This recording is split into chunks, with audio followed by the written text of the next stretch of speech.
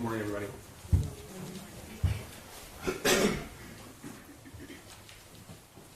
I want to introduce you to Hannah St. Juliana, Madison Baldwin, Tate Muir, and Justin Schilling. They died on November the 30th of 2021. They weren't in a car crash. They weren't sick. They were murdered in an act of terror committed by Jennifer Crumbley's 15-year-old son.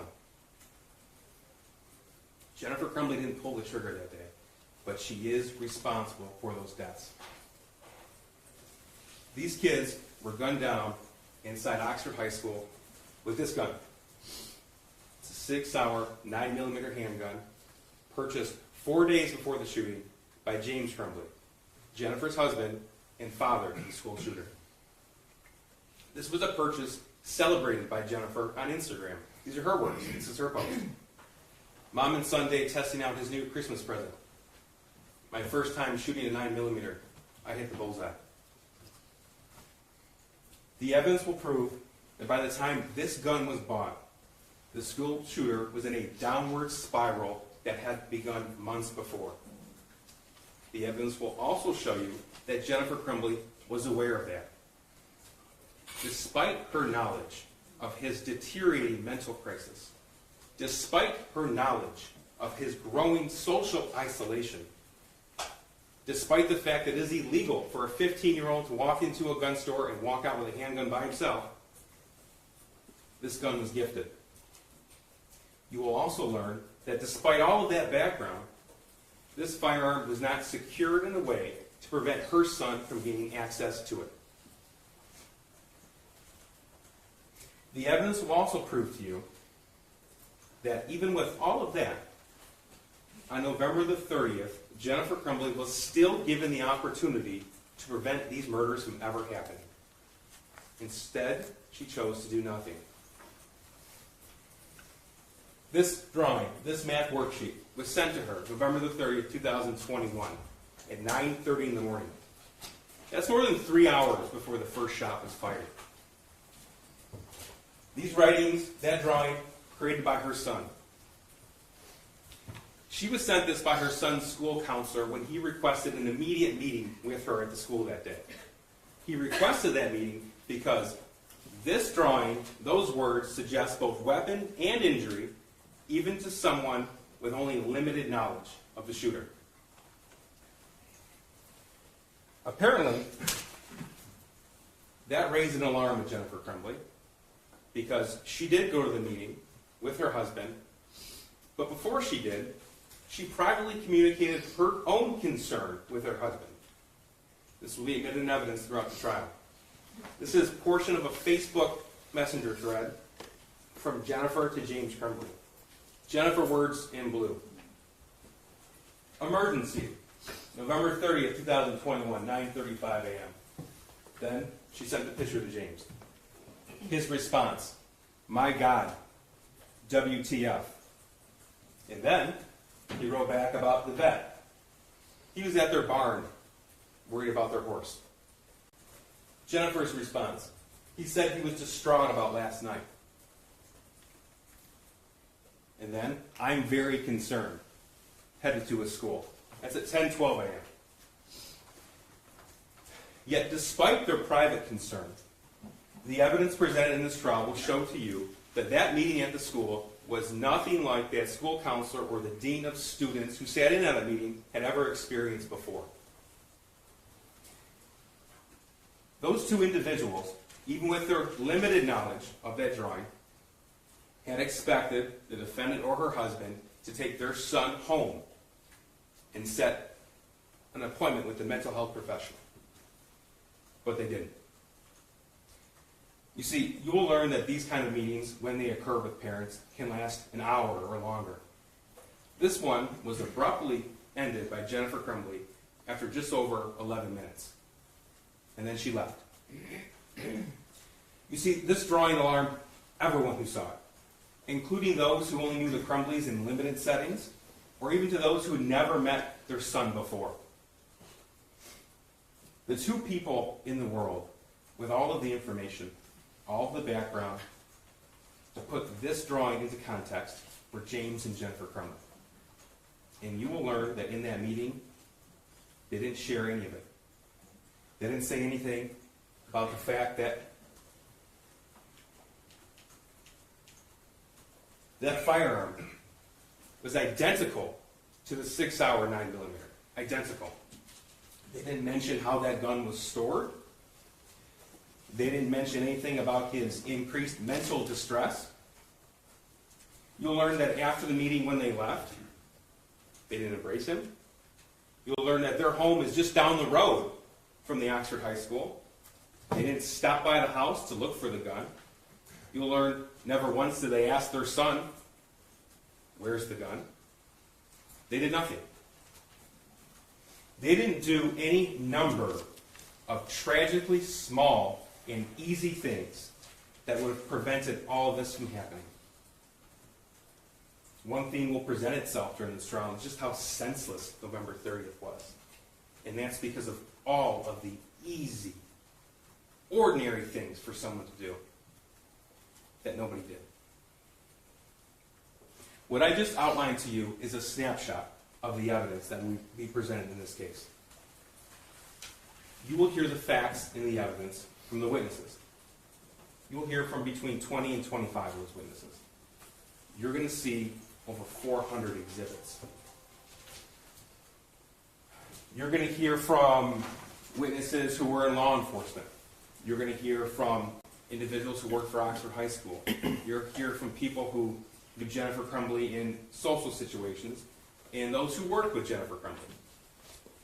You're going to hear from victims in this case as well, those who were inside the school November the 30th. You're going to learn a little bit about the scope of the investigation. You'll learn that during this trial, the defendant's cell phone, her husband's cell phone, and their son's cell phone were seized. They were all forensically analyzed. Through all of that data received, in addition to data obtained through cell phone towers, social media search warrants, through information received through banking records, GPS pings, from gun ranges, all this information will be presented to you, and you'll be able to obtain a digital footprint of the Crumbley family. And you'll get an idea, you'll get a view into the Crumbley life in the days, the weeks, the months preceding the shooting. You're also going to learn a little bit about the aftermath of the shooting. Specifically, you're going to see a pattern emerge in Jennifer Crumbley after the shooting on November 30th. That pattern will include and show you that she immediately began to downplay and downright lie about her level of knowledge of her son and that weapon and that drawing on November the 30th. This pattern will continue up until the time that she and her husband are found hiding from the police in Detroit. This pattern will show you that her first instinct was to lie, her second was to run. Now, the evidence will show you that she didn't pull the trigger, but she's responsible. But there is no claim that she gifted that firearm to her son knowing he was going to commit the attack. There's no claim that she wanted him to commit the attack. So how can she be held responsible when her son pulled the trigger? And the answer is, she's not charged with murder. She's charged with involuntary manslaughter. You see, murder it's an intentional killing. Involuntary manslaughter, by definition, is unintentional. It's rooted in negligence. You've heard Judge Matthews tell you that every crime is made with something called elements. This is no exception. You're going to learn that involuntary manslaughter is committed when someone's acts or their failures to act or their failures to perform their legal duty were grossly negligent, and that gross negligence was a cause of death. A cause of death, not the cause of death. And that's very important because, as you've heard, and you'll hear it again and again in this trial, that in a case such as this, when somebody else was a cause of death, the person who was grossly negligent can and still will be held responsible. That is, if the person who pulled the trigger, if the shooter in this case, his act was reasonably foreseeable to the defendant. To the defendant, specific to her, not to everybody else in the world, not to a stranger, not to a teacher, but to his mother, one of the two people in the world who raised him, who lived with him for 15 years, one of the two people in the world who had all the information necessary to put that drawing into context. So what's gross negligence? You will learn that it is a willful disregard of danger. Gross negligence is when you could use ordinary care, just ordinary care, to avoid a known danger, and you don't, even though it is apparent that serious injury could occur. And that's what this case is about. It's about Jennifer Crumbley's willful disregard of the danger that she knew of. That's why we're here. We're not here to talk about good parenting or bad parenting. It's not illegal to be a bad parent. We're not here to put restrictions on gun owners. That's not our job. That's not your job. That's for lawmakers. We're not here to talk about who else might be culpable or who else you think shares some blame. You will learn about the meeting on November the 30th. You may not like the fact that neither the school counselor nor the dean of students searched the school shooter's backpack. That's okay. That's okay. Because that does not mitigate Jennifer Crumbley's culpability. You're going to learn a whole lot about James Crumbley and her son. But James, he's not on trial today. He has another trial in front of another jury. Their son, his case is over. He's already been charged and convicted and sentenced for terrorism causing death and first-degree murder. Today is Jennifer's turn to stand trial, and you will evaluate the evidence as it pertains to her and her own life. We're here because when Jennifer looked at this drawing, she didn't look at it the way a stranger would. When she looked at this drawing, she looked at it knowing the context and the origin. And when someone with that kind of information looks at this, the unimaginable becomes predictable. It becomes reasonably foreseeable.